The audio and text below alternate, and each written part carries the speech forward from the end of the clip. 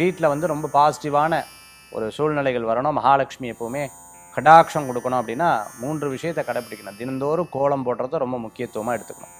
இந்த கோலம் போட்டு அதுக்கு மேலே ஒரு தீபம் வச்சுக்கிறது நல்ல பலன்களை கொடுக்கும். அதே மாதிரி வீட்டு வாசலில் பைரவ தீபம்னு சொல்லுவாங்க. சிகப்பு திரியை போட்டு ஏற்றுறது நமக்கு வந்து திருஷ்டிகள் இல்லாமல் இருக்கும்.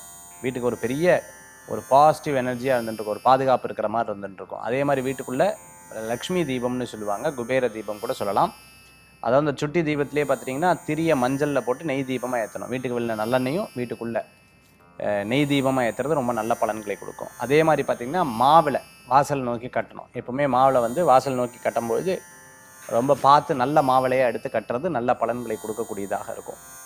வீட்டு உள்ளே பார்த்துட்டிங்கன்னா சுவாமி மடத்தில் தினந்தோறும் விளக்கேற்றி வழிபாடு பண்ணுறது, வாரத்தில் ஒரு முறையாவது குத்து விளக்கேற்றி வழிபாடு பண்ணுறது ரொம்ப நல்ல பலன்களை கொடுக்கும். உட்காந்து மகாலட்சுமியினுடைய ஆராதனை, மகாலட்சுமியினுடைய வழிபாடு, மகாலட்சுமியினுடைய அஷ்டோத்திரம், அஷ்டலக்ஷ்மியினுடைய அஷ்டோத்திரம், அதே மாதிரி லக்ஷ்மியினுடைய பாராயணம் பாடல் இதெல்லாம் எடுத்து பாடும்பொழுது நிச்சயமாக வீட்டில் சௌக்கியமும் சௌபாகியம் கூடி வரக்கூடியதாக இருக்கும்.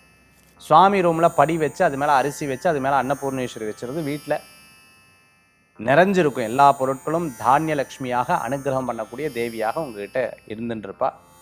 வீட்டுக்கு வரக்கூடிய சுமங்கலிக்கு குங்குமம் கொடுத்து ஆராதனை பண்ணுறது ரொம்ப நல்லது. வெத்தலைப்பாக்கு பற்றி குங்குமம் கொடுக்கறது ரொம்ப விசேஷமான பலன்களை கொடுக்கும். வீட்டுக்கு யாராவது வந்தாங்க அப்படின்னா, பெண்கள் வந்தாங்கன்னா அவங்களுக்கு வஸ்திரதானம், அதே மாதிரி பார்த்தீங்கன்னா வளையல்,